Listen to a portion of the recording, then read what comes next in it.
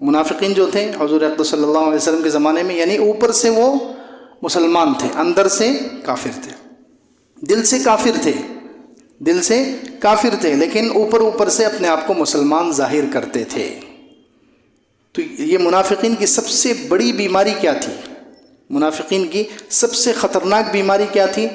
دنیا کی محبت۔ ان کا سب سے بڑا مرض کیا تھا؟ دنیا کی محبت۔ سب سے بڑی بیماری دنیا کی محبت کی وجہ سے وہ اللہ کے رسول صلی اللہ علیہ وسلم پر صحیح طریقے سے ایمان نہیں لائے، دل سے۔ اوپر سے تو ایمان قبول کیا لیکن دل سے مسلمان نہیں ہوئے، صرف کس وجہ سے؟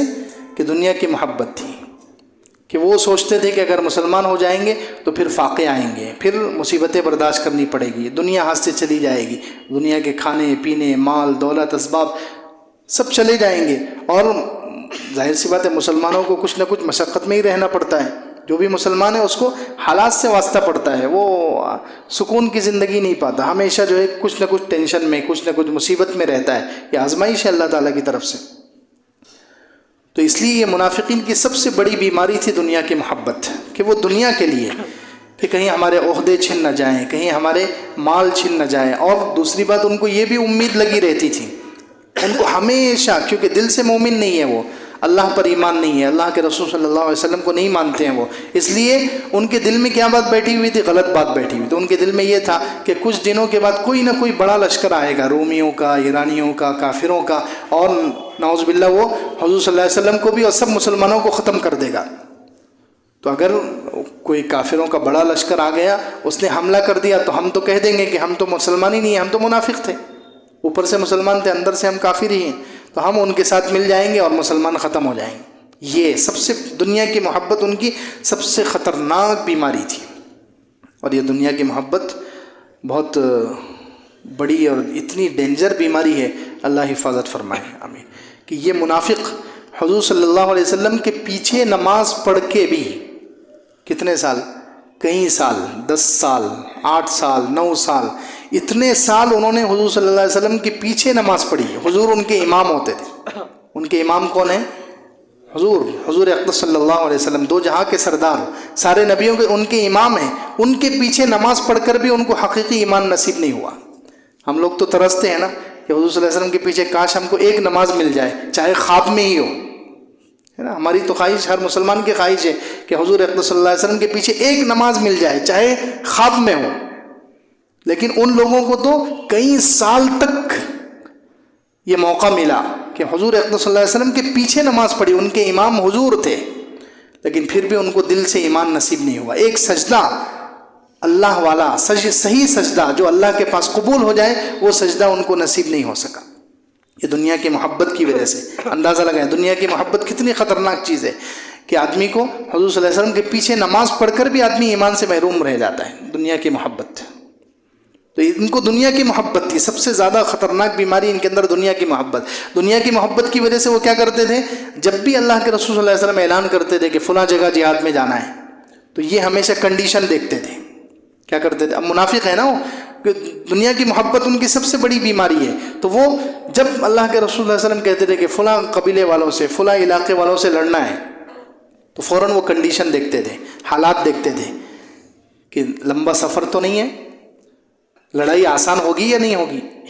اگر چھوٹا سا سفر ہوتا اور لگتا کہ اس میں جان وان کچھ نہیں جانے والی ہے، جسم پر کوئی آنچ نہیں آئے گی اور مال اچھا خاصا مل جائے گا، کیونکہ کافروں سے لڑنے کے بعد مال غنیمت ملتا تھا، تو اندازہ لگاتے تھے کہ ان سے لڑنے میں اپنے کو زیادہ مشقت نہیں ہے، زیادہ دور کا سفر نہیں ہے، اور مال آسانی سے ملنے والا ہے، تو سب منافقین آ جاتے تھے، تیار، ہم بھی تیار۔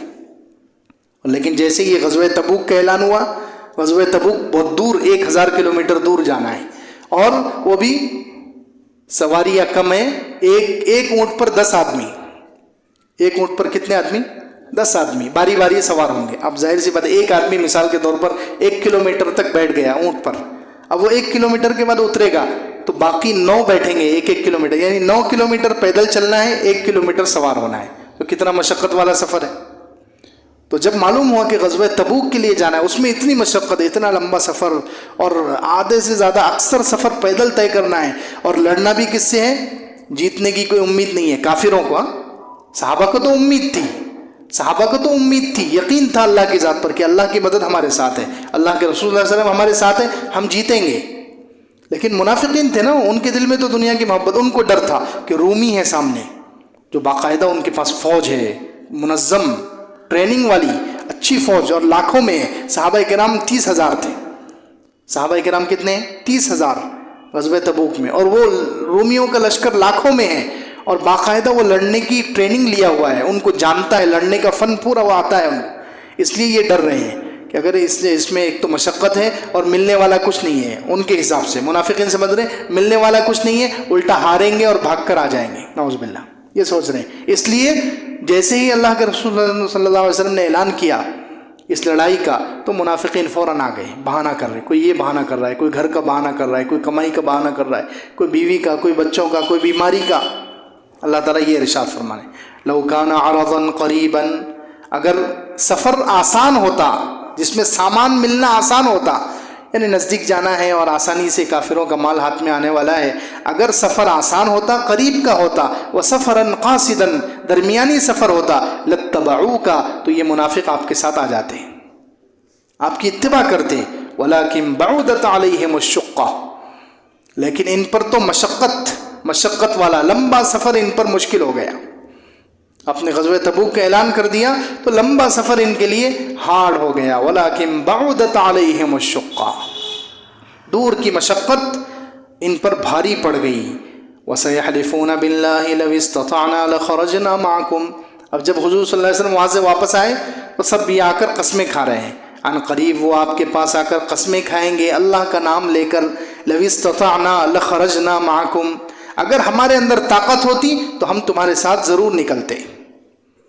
بلا وجہ بہانے کر رہے ہیں کہ اگر ہمارے اندر طاقت نہیں تھی. کوئی کہہ رہا ہے کہ میرے اندر جسم کی طاقت نہیں ہے، کوئی کہہ رہا ہے مال کی طاقت نہیں ہے، کوئی کہہ رہا ہے گھر کے حالات موافق نہیں تھے. اللہ کے رسول اگر حالات اچھے ہوتے تو ہم ضرور آپ کے ساتھ جاتے. الگ یہ زبان سے کہہ رہے ہیں، دل سے تو ان کو جانا ہی نہیں تھا. لو استطعنا، عن قریب وہ اللہ کی قسمیں کھا کر کہیں گے، لو استطعنا لخرجنا معکم، اگر ہمارے اندر استطاعت ہوتی تو ہم تمہارے ساتھ نکلتے. یہلکون انفسہم، وہ اپنے آپ کو ہلاکت میں ڈال رہے ہیں. اللہ اور اس کے رسول کے حکم کو جو توڑتا ہے وہ اپنے آپ کو ہلاکت میں ڈالتا ہے. یہاں اللہ تعالیٰ حکم دے رہے ہیں کہ لڑنے کے لیے نکلو، اللہ کے رسول صلی اللہ علیہ وسلم حکم دے رہے ہیں، تو ایسے حکم سے جان بچانا یہ اپنے آپ کو ہلاکت میں ڈالنا ہے. یہ عبرت کی بات ہے ہمارے لیے بھی کہ جب ہم اللہ کے حکم کو توڑیں تو سمجھو ہم تو اللہ کا حکم توڑ کر خوش ہوتے ہیں نا، کہ ہم اللہ کا حکم توڑ رہے ہیں تو ایک خوشی مل رہی ہے کہ ہم نے جو ہے پابندی نہیں کی، اچھا ہوا ہمیں عیش مل گیا. نہیں، جو اللہ کا حکم توڑتا ہے وہ اپنے آپ کو ہلاکت میں ڈال رہا ہے. یہ الگ ہلاکت ابھی نظر نہیں آئے گی، وہ جب اللہ کی پکڑ آئے گی، جب وہ ہلاکت نظر آئے گی، اور وہ کتنی خطرناک ہوگی کہ وہاں سے واپسی مشکل ہوگی، وہاں سے بچنا پھر آسان نہیں ہوگا. یہلکون انفسہم، وہ اپنے آپ کو ہلاکت میں ڈال رہے ہیں. واللہ یعلم انہم لکاذبون، اللہ تعالیٰ جانتے ہیں کہ یہ جھوٹے ہیں. زبان سے کہہ رہے ہیں کہ اگر ہمارے پاس سامان ہوتے اور حالات اچھے ہوتے تو ہم ضرور آپ کے ساتھ نکلتے. اللہ تعالیٰ کہہ رہے ہیں یہ جھوٹے ہیں، زبان سے کہہ رہے ہیں لیکن دل میں نہیں ہے، ان کے دل میں ایمان ہی نہیں ہے. کیونکہ انسان مشقت اللہ کے لیے، کافروں سے لڑنے کے لیے جب جہاد میں نکلتا ہے تو جتنی مشقتیں آتی ہیں اس میں ہر قسم کی مشقتیں، آدمی کو جان بھی لگانا پڑ رہا ہے، مال بھی لگانا پڑ رہا ہے. یہ ساری مشقتیں وہ برداشت کرے گا جس کا اللہ پر ایمان ہوگا، جس کا آخرت پر ایمان ہوگا، وہی تو مشقتیں برداشت کرے گا. کیونکہ اس کو معلوم ہے کہ میں یہ مشقتیں برداشت کروں گا، اس پر مجھے ثواب ملنے والا ہے، اللہ کی رضا ملنے والی ہے، اللہ تعالیٰ مجھے انعام دینے والے ہیں. تو یقین ہے، اس کا ایمان ہے. تو ایمان والے کے لیے مشقت اٹھانا آسان ہے، اور جس کے دل میں ایمان نہ ہو تو وہ کیوں مشقت اٹھائے گا؟ وہ تو سوچے گا کہ جہاں مال ہو وہاں میں آتا ہوں، جہاں مال نہ ہو وہاں نہیں ہے. یہ منافقین یہی کہتے تھے، کیونکہ ان کے پاس ایمان نہیں تھا، تو اس لیے وہ جہاں مال ملنے کی کوئی امید ہوتی ایسی جگہوں پر وہ حاضر ہو جاتے. اور جہاں مال ملنے کی امید نہیں ہے، جہاں صرف جو ہے مشقت ہے، صرف مجاہدہ ہے، تو ایسی جگہوں سے اپنے آپ کو بچا لیتے تھے. فرماتے ہیں واللہ یعلم انہم لکاذبون، اللہ تعالیٰ جانتے ہیں کہ یہ جھوٹے ہیں.